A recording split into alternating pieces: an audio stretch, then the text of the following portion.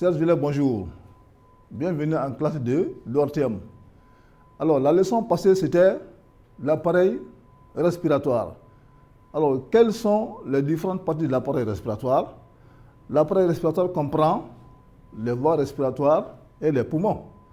Vous avez dit que les voies respiratoires comprennent, nous avons les narines, nous avons le larynx, nous avons le pharynx, nous avons la trachée artère. Après, qu'est-ce que c'est que la ventilation pulmonaire? La ventilation pulmonaire, c'est le renouvellement de l'air dans les poumons. Donc, la ventilation pulmonaire est assurée par deux phénomènes qu'on appelle l'inspiration et l'expiration. L'inspiration, c'est la rentrée de l'air dans les poumons. Et l'expiration, c'est la sortie de l'air dans les poumons. Alors, aujourd'hui, nous allons étudier la dernière leçon du chapitre sur la fonction de nutrition. La fonction de nutrition est composée de l'appareil digestif, l'appareil respiratoire, l'appareil circulatoire et la dernière leçon, c'est l'appareil urinaire. Donc, c'est l'appareil urinaire que nous allons étudier aujourd'hui. Maintenant, voilà le plan de notre leçon. Alors, dans la première partie, nous allons voir l'anatomie de l'appareil urinaire. Après l'anatomie de l'appareil urinaire, nous allons voir également l'étude de l'urine. Ensuite, en grand 3, le rôle du rein. Et en grand 4, le mauvais fonctionnement des reins. Et en grand 5, autres organes excréteurs. Bien, les objectifs de cette leçon sont les suivants. À la fin de cette leçon, chaque apprenant doit être capable de citer les différentes parties de l'appareil urinaire, de citer deux constituants anormaux de l'urine, d'expliquer le double rôle du rein, citer des anomalies résultant du mauvais fonctionnement des reins, et la dernière partie, citer les organes qui aident le rein dans son fonctionnement. Maintenant, en grand 1, nous allons voir l'anatomie de l'appareil urinaire. Alors, nous avons au tableau le schéma de l'appareil urinaire. Alors, je vais vous demander que comprend l'appareil urinaire. Alors, l'appareil urinaire comprend trois parties. D'abord, nous avons les deux reins. Nous avons le rein gauche, nous avons le rein droit. Nous avons les conduits qu'on appelle les urétères. Et nous avons également un réservoir, ici qu'on appelle, n'est-ce pas, la vessie. Donc, si on vous demande alors, de citer les différentes parties de l'appareil urinaire comprend les deux reins, les urétères et la vessie. Maintenant, nous allons voir d'abord l'anatomie de l'appareil urinaire. L'anatomie, c'est quoi? Vous avez vu en 7e année ou bien en 8e année, l'anatomie, c'est l'étude descriptive des organes en place, de leur forme et de leur dimension. Alors, les reins, chers élèves, où sont situés les reins? Dans le thorax? Non, les reins sont situés, n'est-ce pas, dans la cavité abdominale. Dans la cavité abdominale, alors, immédiatement sous le diaphragme, les reins sont situés dorsalement de part et d'autre de la colonne vertébrale. Alors, les reins, n'est-ce pas, sont situés dans la région lombaire qu'on appelle la région des reins. Alors, chaque rein pèse 125 à 150 grammes. Alors, vous voyez le schéma, chers élèves. Alors, on voit que le sang rentre dans chaque rein par une artère rénale issue de l'aorte et le sang sort de chaque rein par une veine rénale, n'est-ce pas, rejoignant la veine cave inférieure. Maintenant, chers élèves, regardez ici. Quelle est la position du rein droit par rapport au rein gauche? Voilà le rein droit. Quelle est la position du rein droit par rapport au rein gauche? On remarque que le rein droit est un peu plus bas que le rein gauche. Mais cela est dû à quoi? Alors, cela est dû à la présence du foie au niveau du côté droit. Raison pour laquelle le rein droit est un peu plus bas que le rein gauche. Alors, chers élèves, regardez encore. Au niveau de chaque rein est coiffé d'une enveloppe ou bien d'une membrane qu'on appelle la capsule surrénale. Voilà l'anatomie, n'est-ce pas, des reins. Alors, après les reins, nous avons les voies urinaires, nous avons les urétères qu'on appelle également les conduits. Alors, qu'est-ce qu'on remarque au niveau de chaque rein? On remarque que les urétères partent du bord concave de chaque rein qu'on appelle le heel.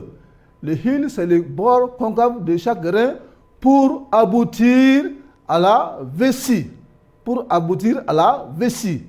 Et la vessie, c'est quoi? La vessie, c'est un réservoir, n'est-ce pas, à parois musculaires. La vessie est très irriguée ou bien très vascularisée. Et la vessie, n'est-ce pas, est remplie, n'est-ce pas, d'urine. Alors, la quantité d'urine dans la vessie peut être de 300 ml à 400 ml. Alors, lorsque la vessie est remplie d'urine, alors la vessie se contracte. Cette contraction est automatique. Et cette contraction automatique va faire arriver dans l'urètre quelques gouttes d'urine. Et en ce moment, on a l'envie, n'est-ce pas, d'aller uriner. Voilà, chers élèves, n'est-ce pas, l'anatomie de l'appareil urinaire. Donc, je réponds encore. L'appareil urinaire comprend, n'est-ce pas, les deux reins, les urétères et la vessie. Alors, les deux reins sont coiffés par une membrane ou bien par une enveloppe qu'on appelle la capsule surrénale. Alors, le sang rentre dans chaque rein par une artère et le sang sort par une veine. Alors, de chaque rein, il y a les urétères qui partent de chaque rein pour aboutir à la vessie. Alors, la vessie, c'est un réservoir qui contient de l'urine. Alors, lorsque la vessie est remplie d'urine, donc la vessie se contracte automatiquement. Et cette contraction automatique va faire arriver quelques gouttes d'urine dans l'urètre. Et tout juste, nous avons envie d'aller uriner. Bien. Après la description de l'anatomie de l'appareil urinaire, nous allons voir la structure d'un rein. Alors ici, nous avons au tableau la coupe longitudinale d'un rein. Ça veut dire quoi? Si on prend le rein, on le coupe dans le sens de la longueur. C'est ce qu'on appelle la coupe longitudinale. Alors cette coupe longitudinale, n'est-ce pas, nous montre, ou bien présente, d'abord nous avons une enveloppe mince, transparente et fibreuse qu'on appelle la capsule fibreuse. Après cette membrane, nous avons une écorce, n'est-ce pas, qui a un aspect granuleux. Granuleux, ça veut dire qui contient beaucoup de grains. Granuleux qui contient beaucoup de grains. Après, nous avons également une zone médullaire. Cette zone médullaire renferme des pyramides qui sont au nombre de 8 à 10. Après, nous avons une vaste cavité qu'on appelle le bassinet.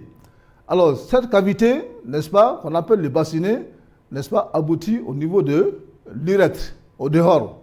Maintenant, au niveau de la capsule fibreuse, au niveau, n'est-ce pas, des pyramides, nous avons, n'est-ce pas, des tuyaux microscopiques, des tubes microscopiques qu'on appelle les tubes urinifères.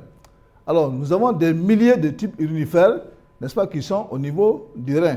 Alors, quel est le rôle de ces tubes-là? Ces tubes urinifères ne font que retenir de l'urine, et cette urine va s'accumuler au niveau du bassinet en passant par les urétères pour venir au niveau de la vessie.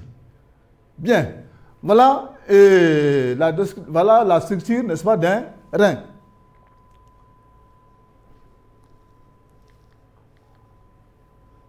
Après la structure d'un rein, la deuxième partie, c'est l'étude de l'urine. L'urine, c'est quoi? L'urine, c'est un liquide organique qui est clair, qui est ambré, qui se forme dans le rein. Alors, l'urine contient beaucoup de substances. L'urine contient de l'eau. L'urine contient, n'est-ce pas, de l'urée. L'urine contient de l'ammoniac. L'urine contient également des sels. Maintenant, pour les chlorures, si nous prenons un tube à essai contenant de l'urine, donc nous allons ajouter le nitrate d'argent. Alors, qu'est-ce qu'on remarque? On obtient un précipité blanc qui noircit. Alors, cela implique que l'urine contient des chlorures, précisément le chlorure de sodium. Alors, les chimistes également ont décelé la présence des phosphates et la présence des sulfates. Alors, l'urine contient également de l'urée et de l'acide urique. Alors, ce sont les constituants qu'on appelle les constituants normaux de l'urine. Alors, l'urine également contient des constituants anormaux. D'abord, le premier constituant anormal de l'urine, c'est l'albumine. Alors, comment l'albumine est décelée? Alors, si on ajoute à de l'urine quelques gouttes d'acide acétique ou bien d'acide éthanoïque, alors nous allons essayer de chauffer un peu la partie inférieure du tube. Alors, qu'est-ce qu'on remarque? Le liquide se trouble. Alors, cela veut dire que l'urine contient de l'albumine. L'albumine, c'est quoi? L'albumine est une matière organique, n'est-ce pas, azotée. Donc, l'albumine est un constituant anormal de l'urine. Après, nous avons le glucose. La présence du glucose est décelée lorsqu'on chauffe, n'est-ce pas, de l'urine en présence de la liqueur de Fehling. Donc, nous obtenons un précipité rouge. Donc, c'est la présence du précipité. Le fait que nous obtenons un précipité rouge, ça veut dire que l'urine contient, n'est-ce pas, le glucose. Bien. Alors, nous avons également les constituants accidentels. Donc, nous avons les substances médicamenteuses, donc comme les paracétamol, comme le Kinimax, comme la quinine, comme la pénicilline et les antibiotiques. Maintenant, la troisième partie, rôle du rein. Alors, le rein, n'est-ce pas, a un double rôle. Alors, le premier rôle du rein, c'est le rôle épurateur. Alors, le rein, n'est-ce pas, purifie l'organisme en retirant du sang, n'est-ce pas, les déchets. L'urée est un déchet, l'acide urique également est un déchet. Donc, le rein purifie le sang en lui retirant les déchets, les substances nuisibles, les substances toxiques comme l'urée et l'acide urique. Donc, le rein a un rôle épurateur. Le rein rend pur, n'est-ce pas, le sang. Maintenant, le deuxième rôle du rein, c'est le rôle régulateur. Le rein permet à l'organisme de se débarrasser de l'excès de chlorure de sodium et de l'excès de glucose. Alors, vous savez que l'urine normale ne contient pas de glucose. Mais si l'urine contient le glucose, c'est ce qu'on appelle la glucosurie, donc ça provoque une maladie qu'on appelle le diabète. Au Mali, tout le monde connaît le diabète. À l'époque, dans le temps, on disait que le diabète est une maladie des riches. Maintenant, tout le monde est diabétique. Maintenant, la quatrième partie, les mauvais fonctionnements des reins. Alors, lorsque les reins sont malades, lorsque les reins ne fonctionnent pas, il y a une première anomalie qu'on appelle l'œdème. Alors, vous savez que le rein, n'est-ce pas, régularise l'organisme, n'est-ce pas, en chlorure de sodium et en glucose. Mais lorsque l'excès de sel n'est pas éliminé, n'est-ce pas, donc ces sels-là vont s'accumuler dans les tissus. Alors, les reins vont retenir de l'eau pour essayer de diluer ces sels. Alors, c'est ce qui va provoquer le gonflement du corps qu'on appelle l'œdème. Ça, c'est la première anomalie lorsque le rein ne fonctionne pas, ou lorsque le rein fonctionne mal. Maintenant, la deuxième anomalie, c'est l'urémie. Alors, si l'urée n'est pas éliminée par les reins, Alors, l'urée va s'accumuler dans le sang et donne une maladie qu'on appelle urémie. L'urémie, c'est une maladie qui est mortelle. Maintenant, l'albuminurie. Alors, lorsque les filtres rénaux fonctionnent mal, donc l'albumine va passer, n'est-ce pas, dans le sang. C'est ce qu'on appelle, n'est-ce pas, l'albuminurie. L'albuminurie, c'est la présence de l'albumine. Donc, l'albumine, c'est une matière organique azotée. Donc, la dernière anomalie, c'est les calculs urinaires. Alors, les sels vont se concentrer au niveau des voies urinaires, précisément au niveau de l'urètre. Lorsque les sels se concentrent, on a des difficultés d'uriner. Il faut aller voir les spécialistes qui sont les urologues. La dernière partie, dans son fonctionnement, le rein est aidé par d'autres organes, comme la peau. La peau intervient dans l'excrétion à travers les glandes sudoripares. Donc, ce sont les glandes sudoripares qui sécrètent constamment, n'est-ce pas, la sueur. Après, le deuxième organe qui intervient dans l'excrétion, c'est le foie. Alors, c'est le foie qui transforme les substances très toxiques en substances moins toxiques. Alors, le troisième organe qui intervient dans l'excrétion, c'est les poumons. Alors, les poumons débarrassent l'organisme de l'azote, du dioxygène et du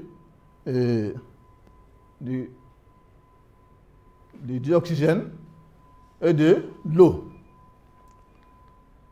Maintenant, chers élèves, c'est la partie de l'évaluation. Alors, en évaluation, 1. Cite les différentes parties de l'appareil urinaire. 2. Explique le double rôle du rein. 3. Cite les organes qui aident le rein dans son fonctionnement.